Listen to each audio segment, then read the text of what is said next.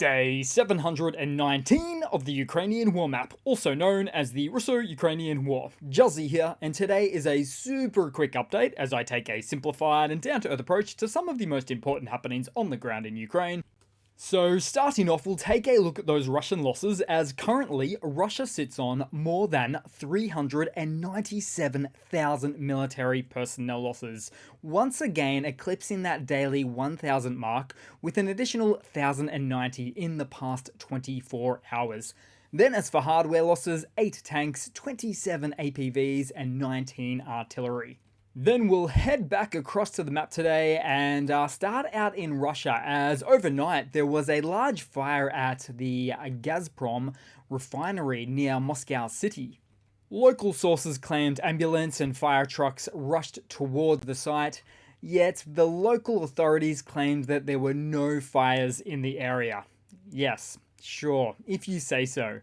And it's pretty clear at this point to ascertain that the Kremlin has compelled or forced local authorities to consistently just deny any situation that looks a little bit untoward as their straight up go-to response.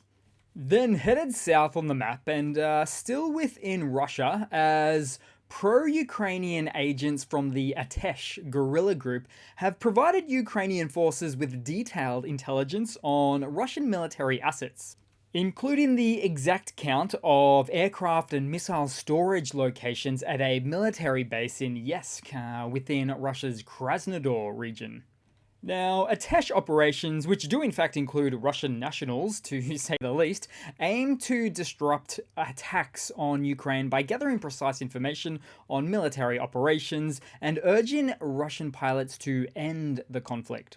And as a refresher, for instance, the group's activities also include distributing leaflets and conducting reconnaissance missions, such as the ones at Crimea's Saki airfield to identify aircraft and defense systems not visible via satellite imagery.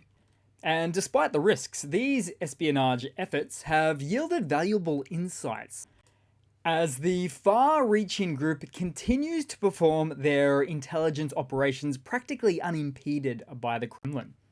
Then we'll head across to the Ukrainian map proper today, as in follow-up to the weekend where Kremlin troops captured positions on the city's outskirts of Abdiivka and threatening Ukrainian supply routes in the process, Ukrainian forces still maintain an open supply line as they continue their defensive operations in the region.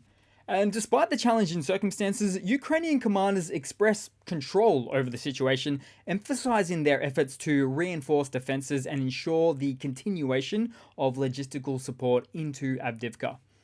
And now, as the invaders continue to probe Ukrainian defenses right here, Russia has slowed down on using its infamous human meatwave style attacks, instead deploying small assault groups supported by aviation. Although it's not clear as to whether the meat waves have slowed down due to being a tactical choice on the Russian part, or because Russia is running low on fresh meat. Then, somewhere in the east, the AFU destroyed a range of Russian vehicles most recently, and among them is another TOS-1A thermobaric rocket launcher, with the ensuing huge explosion and mushroom cloud clearly indicating that it was loaded with ammunition at the time, causing such a catastrophic detonation.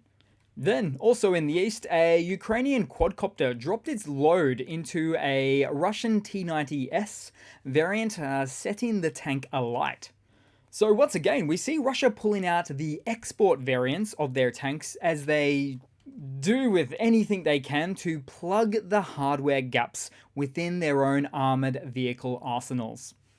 And so, given the unfortunate outcome for this tank, Russia would have been better off selling it for $3 or so million a piece to any of their export partner nations. That is, if there is still a market for these now certified battle-vulnerable MBTs. Then also, somewhere in the east, in fact this one would have been in the south, there was nothing left but skin and bones, if that, on this car after a Ukrainian FPV took it out somewhere near the front lines. And miraculously, the driver managed to get out. Jump, tuck, and roll. Then moving very far into the west, in fact, outside of Ukraine, as Moldovan authorities uncovered a drone on the border to Ukraine, identified as a Russian Shahed type, carrying approximately 50 kilograms of ordnance. And the discovery came as police investigated the crash site of the drone near Ukraine's border from back on the 11th of February when it happened following a Russian attack on the neighboring Odessa Oblast nation. Then moving across to some news for today, we'll start out with some Ukrainian hardware news as, well, just today, German Chancellor Scholz and Danish PM Frederiksen broke ground on a new Rheinmetall facility. So as you can see, Putin remains a master NATO salesman. Not to mention helping to develop industry and creating jobs in the US and the EU. And so this particular brand new factory in Germany will have a projected capacity of 200,000 artillery shells per annum. Then moving across to some Russian hardware news, once again, if you will, as Russia's aviation agency, the Rosavatsia, faces allegations of the unlawful sale or deregistering of 59 planes and helicopters, as uncovered by a Transport Ministry inspection. Now, according to Izvestia, a pro-Kremlin news outlet, of these 59, 36 were sold internationally, including to nations that Russia deems or considers to be unfriendly. And of those, at least 3 Mi-8 transport helicopters made their way for use in Ukraine in its ongoing defense against invading Russian forces, while an Il-76 transport plane had managed to make cargo deliveries to Ukraine as well. Not a good look for something happening right under Russia's nose. Then moving across to another Russian military mobilization blunder segment today. So we see here recent footage released from a mobilized Russian soldier that's quite upset with the commanders, so his Russian commanders in the Donbass region. So as you can see, as he says there, they beat people, extort money from them, and are just acting with absolute lawlessness. And as you could perhaps guess, this guy and his comrades were sent in straight to the front lines as another one of those severely underperforming infantry wave attacks, coming up against harsh Ukrainian artillery at the time. And so this guy has a story like so many others before him. He started out in a reserve battalion, then moved to a tank battalion, and so on and so forth. And then all of a sudden, within a few days, he found himself to be in the front lines of a storming assault unit, which he did not expect. They never do.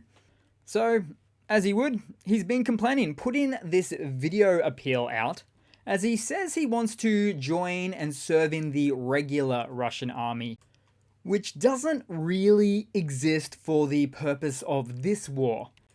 Instead, it's mostly just East and South Russian commanders devoid of morals that, in my estimation, say the same thing, the same line over and over to their ground troops, to the new fresh meat, which is just pretty much as this guy has mentioned in this video, stating, quote, well, something like, "Quick, today is the crucial day for change, you've been called for victory." But almost nobody within the Russian army survives that call. And if by chance they do, then they just get recycled back into the grinder. So really no surprises there. And so take for example the now imprisoned former Russian military commander Igor Girkin, who was very vocal about the failings of the Russian army within Ukraine, also knew just how bad things really were. Then moving across to a quick funny to round it all off for today, guys. So in an unusual statement, Anton Alikhanov, who governs the western Russian exclave of Kaliningrad, blames the 18th century philosopher Immanuel Kant for the war in Ukraine, as he stated during a local forum. So, Alikhanov argued that Kant's philosophies have led to a breakdown in global relations and thus accused the West of breaching agreements, reflecting a viewpoint that ties historical thought to current geopolitical conflicts. And it's just a shame that the 18th century philosopher is dead and can't defend himself. Or maybe it was a mistranslation, and what Alikhanov was really trying to do was blame the can't in the Kremlin. And to quickly add to this news topic of sorts, even most Russian politicians are accidentally calling this special military operation a war on almost a daily basis now. So I think it's time that Russia bites the bullet and officially calls this a war, instead of, throwing regular Russian citizens into prison for calling it one. Time to call a spade, guys. So that's it for today, guys. Just a super quick video like I've mentioned there. But hey, thanks for watching. I really appreciate it. Please continue to like and comment. I really do notice it all and all the support. And yeah, I do hope to see all of you guys there in the next one. Cheers.